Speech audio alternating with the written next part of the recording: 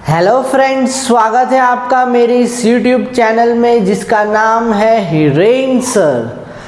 आज मैं आपको कंपनी फाइनल अकाउंट्स का फॉर्मेट बताने वाला हूं और स्टेटमेंट का नाम है statement of profit and loss of company. हमें कंपनी का नाम लिखना पड़ेगा हेडिंग में। उसके बाद फॉर द ईयर एंडेड जो भी हमें क्वेश्चन में दिया होगा, फिर कॉलम्स बनाने पर्टिकुलर्स, नोट नंबर, अमाउंट और अमाउंट। 2 बार अमाउंट है, 1 बार इनर कॉलम, फिर उसका जब भी टोटल करना है तो आउटर कॉलम। तो चलिए, सबसे important statement of profit and loss of company, जिसका सम एग्ज़ाम में 11 मार्क्स का आता ही आता है। सबसे पहले फर्स्ट रेवेन्यू फ्रॉम ऑपरेशंस, यानी हमारा जो मेन बिजनेस है उसमें से हम कितने पैसे अर्न करते हैं। पर ध्यान रखना, इसमें आप सेल्स माइनस सेल्स रिटर्न का ही फिगर लिखना।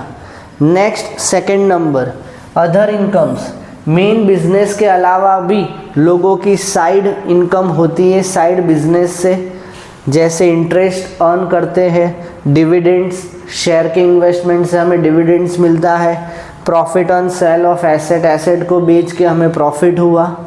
तो यानी 1 और 2 दोनों में से पैसे आ रहे हैं। नंबर 3 क्या है? Total revenue. 1 और 2 का प्लस करके यहाँ पे लिखना है, यानी टोटल पैसे कितने आए। नंबर 4 एक्सपेंसेस, जेब से कितने पैसे गए। जैसे नंबर 1 है परचेजेस, हमने कोई परचेज किया है, रॉ मटेरियल्स या फिनिश गुड्स। कॉग्स भी हो सकता है, यानी cost of goods sold. Next है चेंज इन स्टॉक, हमने कोई स्टॉक परचेज किया है जो हमारे मेन बिजनेस से रिलेटेड है।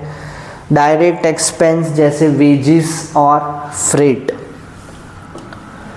नेक्स्ट है एम्प्लॉय बेनिफिट, भाई एम्प्लॉयज़ को हमने सैलरी कंट्रीब्यूशन कर रहे हैं towards provident fund of employees. Finance cost जैसे इंटरेस्ट ऑन बॉन्ड या interest on loan. Depreciation, amortisation, non cash expenditure, और जो भी एक्सपेंसेस अभी तक फॉल नहीं हुए उसके लिए अदर एक्सपेंसेस। तो सबसे पहले revenue from operations, number 2 other incomes, number 3 दोनों का टोटल, नंबर 4 एक्सपेंसेस। अभी हम आगे बढ़ते हैं नंबर 5 पे। उससे पहले हमें टोटल करना है सारे एक्सपेंसेस का। एक अच्छी बात यह है कि इसमें जो एक्सपेंसेस का जो लिस्ट है वो एग्ज़ाम में जिस हिसाब से आपको दिया होगा वही एक्सपेंस लिखने हैं, सारे एक्सपेंस नहीं लिखने हैं। पर हाँ, फॉर्मेट के हिसाब से आपको नंबर 1, नंबर 2 वो सब तो लिखना ही है। नंबर 5 है प्रॉफिट बिफोर टैक्स, भाई कितना प्रॉफिट कमाया, तो भाई रेवेन्यू माइनस एक्सपेंस, यानी 3rd माइनस 4th। 3rd क्या था भाई? रेवेन्यू का टोटल था। 4th क्या था? तो एक्सपेंस था। प्रोविजन फॉर टैक्स, टैक्स कितना पे करना है अभी से साइड में कर दो। टेंटेटिव अमाउंट, एग्जैक्ट अमाउंट तो हमें भी नहीं पता। Last profit after tax, 5 minus 6th profit before tax में से प्रोविजन फॉर टैक्स, तो एक्चुअल में प्रॉफिट कितना बचा।